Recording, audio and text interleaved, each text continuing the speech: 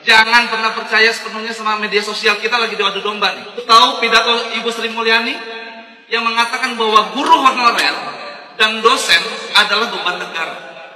Jujur gue dengar itu sakit hati. Setelah tahu bahwa video itu hasil AI, gue tambah sakit hati. Kenapa pidato Sri Mulyani hasil AI, tapi pidato Gibran semuanya asli aja? Yang gue pikir itu AI. Dia salah ngomong asam sulfat asli. Pelengap-pelongo asli. Ijazah bapaknya.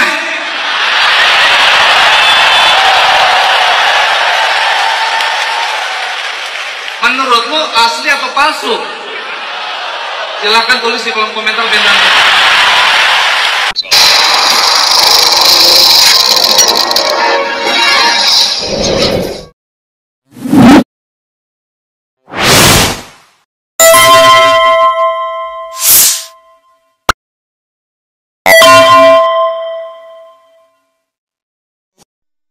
Assalamualaikum warahmatullahi wabarakatuh. Pemirsa, Mukidi murka dong ya.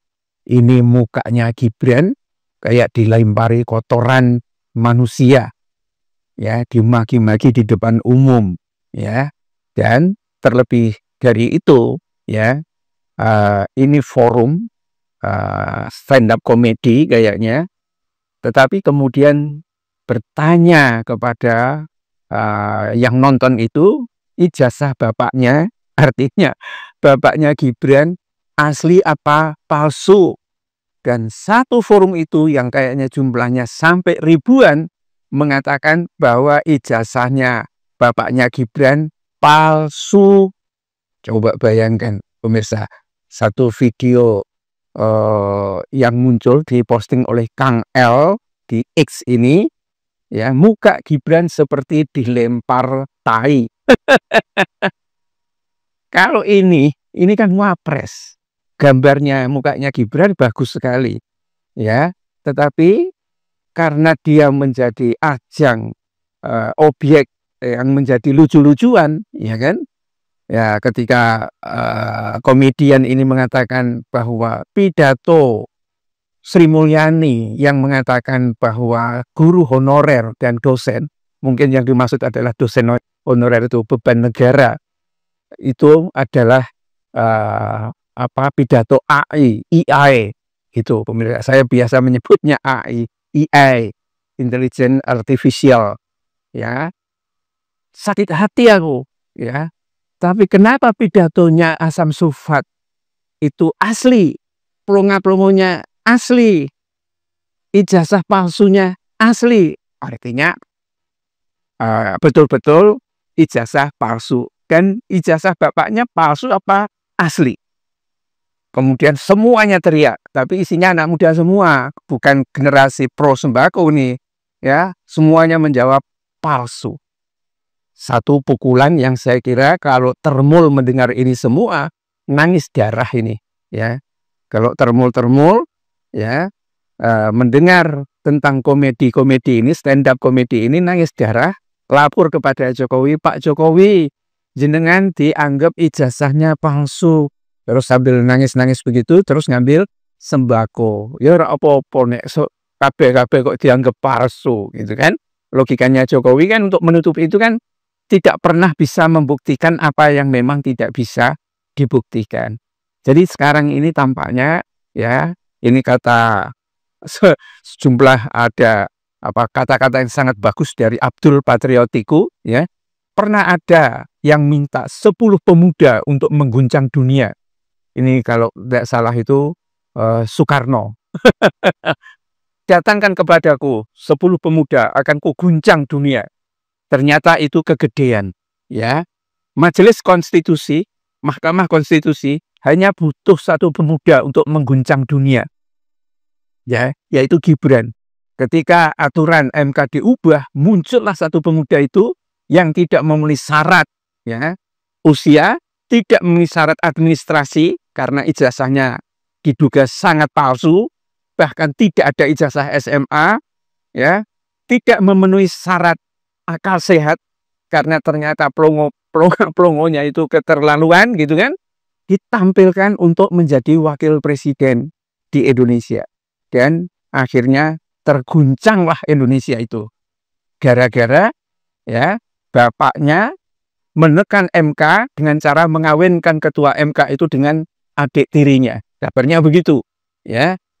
Dapat susu kedaluarsa saja itu Anwar Usman sudah senangnya bukan main. Man, gimana, Mat? Kamu dosa besar kamu, ya. Ya itu mengguncang dunia karena kegoblokannya itu. Wakil presiden tidak akan pernah bisa berani datang ke luar negeri, ya kan, untuk bertemu dengan pemimpin dunia yang lain. Ya, kalau jalan-jalan mungkinlah ya ngumpet-ngumpet karena banyak asistennya. Tapi di forum itu kalau tiba-tiba dia datang misalnya sampai akhirnya dia disuruh pidato di PBB misalnya atau seperti forum kemarin SCO Shanghai Corporation Organization suruh pidato dari wakil dari hampir 300 juta rakyat, kemudian dia mogok. Tidak mau pidato, nggak terguncang tuh dunia. Ya, inilah yang sekarang dirasakan rakyat Indonesia, tetapi masih banyak termul-termul dan banyak para penjilat itu yang sengaja mempertontonkan kebodohannya itu dengan mengawal Gibran ini. Ya, jadi kenapa dia mengawal Gibran? Apakah mereka tidak tahu geng Solo itu kalau Gibran itu plonga-plongonya kayak begitu? Tahu. Tetapi bisnisnya, ya kejahatannya, ya kalau dia setuju Gibran disingkirkan, habis mereka. Ya salahnya sendiri, kenapa mereka berbuat jahat. Dan ya yang tidak kalah mengerikannya itu pemirsa, ya ketika komedian ini mengatakan ijazah bapaknya itu asli apa palsu, ya 1000-an orang atau lebih itu berteriak seperti menggemakan satu ruangan itu. Jawabannya apa? Palsu. Tidak ada satu suara pun yang mengatakan itu asli. Ya mau dibilang asli bagaimana? Orang punya ijazah asli dari Gajah Mada. Bisanya cuma menipu. Setahu saya banyak kenal dengan sarjana dari Gajah Mada. Untuk menemukan seorang penipu kelas ini tidak ada deh. Rata-rata orang Gajah Mada itu biasa saja, jujur, cukup cerdas, ya kan? Tidak aneh-aneh. Lah kalau ada yang pembohongnya tingkat dewa pembohong, kebengisannya kayak seperti itu, kemudian ini memang bagaimana bisa orang percaya bahwa itu Gajah Mada? Hanya rektor yang tersandra, hanya dekan yang pengen dapat proyek, hanya guru besar yang sangat ingin mendapatkan jabatan atau duit di masa tuanya, itu yang mengatakan bahwa bapaknya itu ijazahnya asli. Sekalipun juga akhirnya dalam hatinya tahu bahwa dia sedang juga berdusta. Bila taufiq wal hidayah. Assalamualaikum warahmatullahi wabarakatuh.